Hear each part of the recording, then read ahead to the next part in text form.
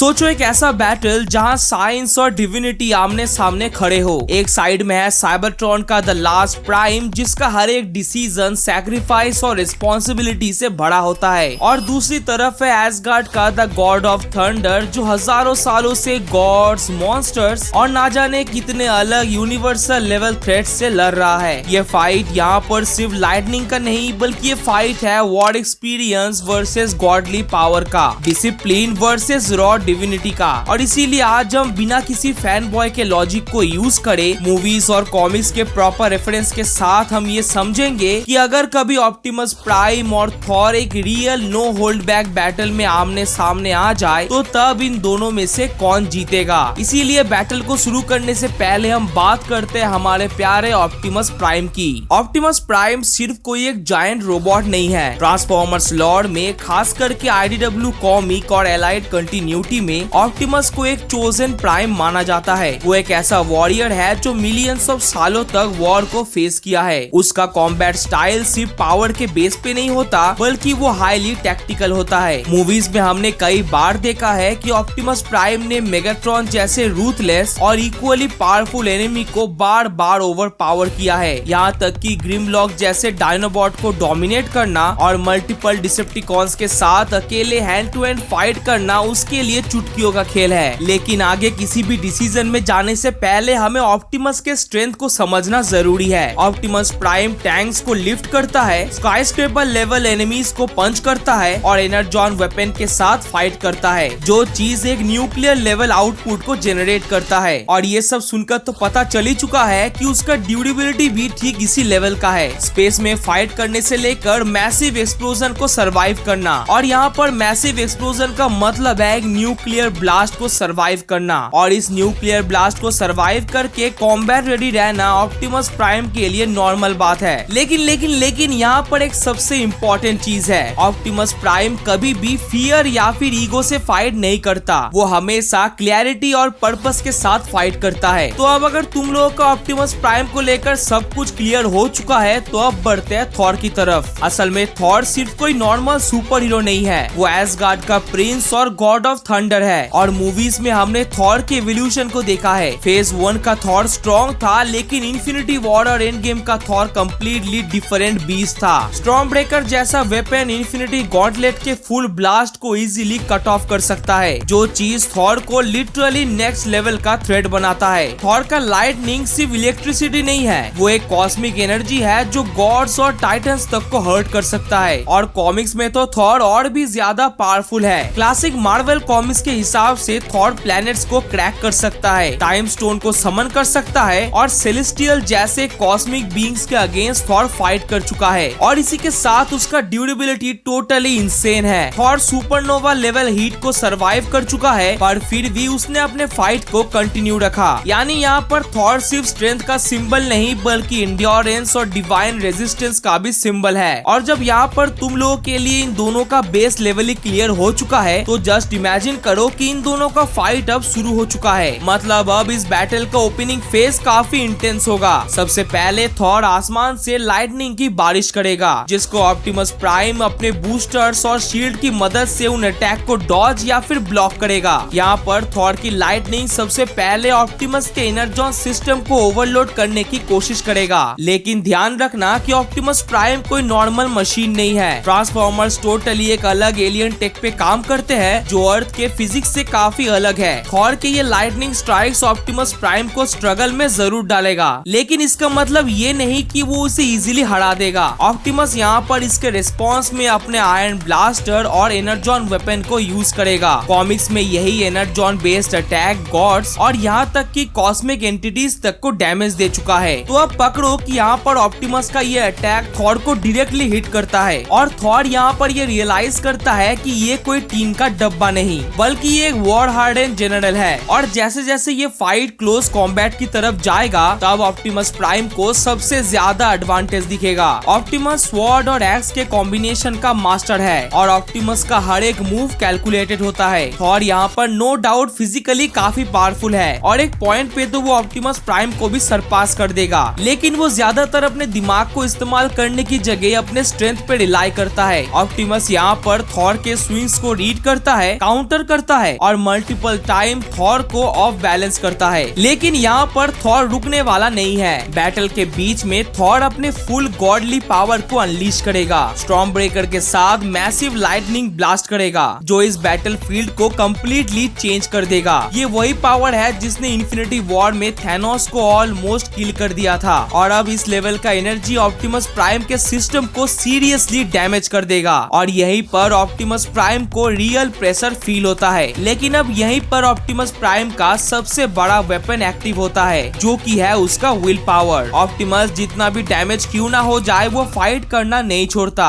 IDW comic में Optimus prime ने multiple time near death के सिचुएशन में लीडरशिप और फाइट को कंटिन्यू रखा। ऑप्टिमस यहाँ पर थॉर के पावर को अपने ब्रूट फोर्स से मैच करने की कोशिश नहीं करता बल्कि वो एनवायरनमेंट और टाइम को यूज करने की कोशिश करता है और फाइनल फेज में ये फाइट ऑलमोस्ट सेटलमेंट जैसा बन जाता है। थॉर का रॉ पावर यहाँ पर बेशक एडवांटेज है और ऑप्टिमस प्राइम के लिए उसका एक्सपीरियंस और स्ट्रेटेजी। तो अगर ये फाइट सिर्फ और सिर्फ मूवीज के वर्जन के बीच हो तो इसका रिजल्ट काफी क्लोज होगा। थॉर इवेंचुअली अपने गॉड लेवल ड्यूरेबिलिटी और स्टॉर्म ब्रेकर के साथ ऑप्टिमस प्राइम को डिफीट कर सकता है, लेकिन ये जरा सा भी इजी विन नहीं होगा। थॉर को भी यहाँ पर बहुत ही सीरियस डैमेज मिलेगा। तो अगर यहाँ पर मैं अपना फाइनल वर्डिक्ट दूं तो यहाँ पर ओवरऑल के हिसाब से थॉर जीतता है क्योंकि उसका गॉड लेवल पावर और कॉस्मिक लेवल की ड्यूरेबिलिटी उसे ऑप्टिमस प्राइम के लेवल के भी ऊपर ले जाता है। ऑप्टिमस को हराने के लिए थॉर को यहाँ पर अपने फुल पोटेंशियल को अनलीश करना पड़ेगा और इस वर्सेस बैटल का रिक्वेस्ट मिला था हमें इस भाई से। Thank you so much for watching. Bye bye.